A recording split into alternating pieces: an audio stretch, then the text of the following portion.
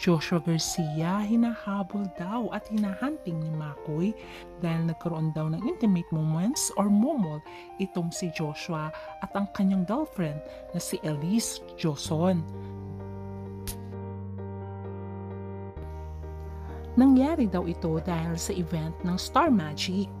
At ang alam ng iba ay nagkaroon ng something itong si Joshua at si Elise bago pa nagkaroon ng Makoy sa buhay niya. Kaya naman ay hindi makapaniwala itong si Makoy bilang lalaki na nangyari ang ganong senaryo. Kaya ating alamin kung bakit siya hinahunting ni Makoy.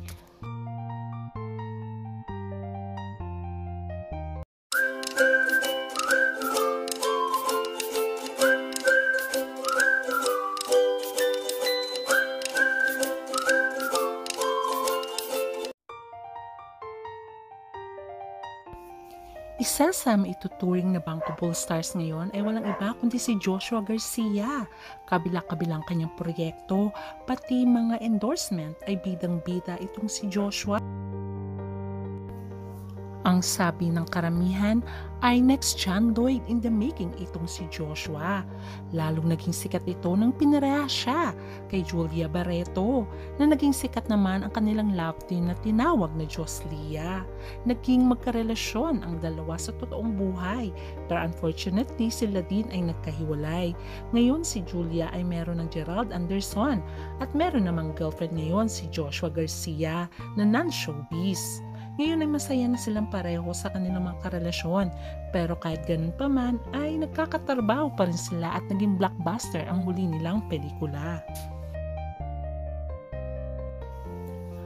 Pero ano tong chismis na itong si Joshua ay panira sa relasyon ng Mac Elise? Walang iba kundi si Elise Joson at si Makoy De Leon dahil nagkaroon daw ng momol event during the ABS-CBN Star Magic Ball.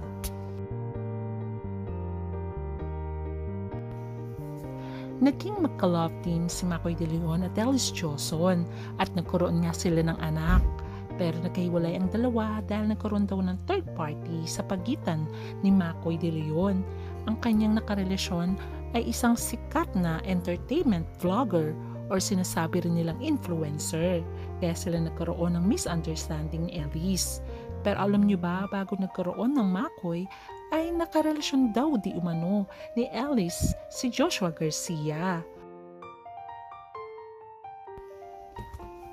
Ngayon ay nagsasamang muli si Makoy De Leon at Elise Joson alang-alang sa kanilang anak pero hindi pa naman sila married, kumbaga nagli-live-in lang ang dalawa.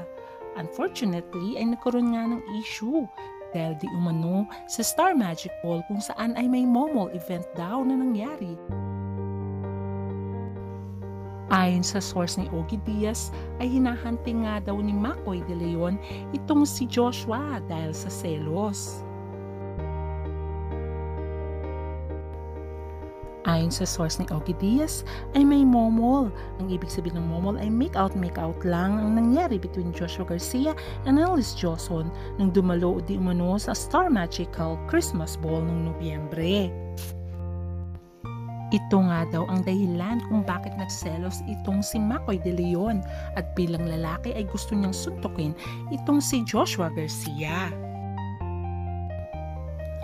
Ayon pa nga sa source daw ay sa galit ay napamura siya at tapos ay nagbanta ito. Alam mo yung usual na lalaki na makikita mo lang nasasapakin niya pag nagkataong nagkita silang dalawa. Kaya siguro daw ay nagkaroon ng bodyguard itong si Joshua Garcia dahil sa banta nga nitong ni Makoy De Leon. Pero sabi pa nga ni Ogie Diaz ay wala namang kasiguraduhan kung totoo nga yung momol na pangyayari. Pero ang wish nga ni Ogie Diaz ay sana naman ay walang ganung pangyayari dahil sayang naman ang relasyon ni Makoy at Elise na nabuo na alang-alang sa kanilang anak. At si Joshua Garcia naman ay may showbiz girlfriend na matagal na rin sila. Kaya sabi nila, hinihingi nila ang kanilang panig kung ano nga ba ang totoong nangyari. Kaya abang-abang na lang tayo sa susunod na kabanata. Hanggang sa muli. Bye!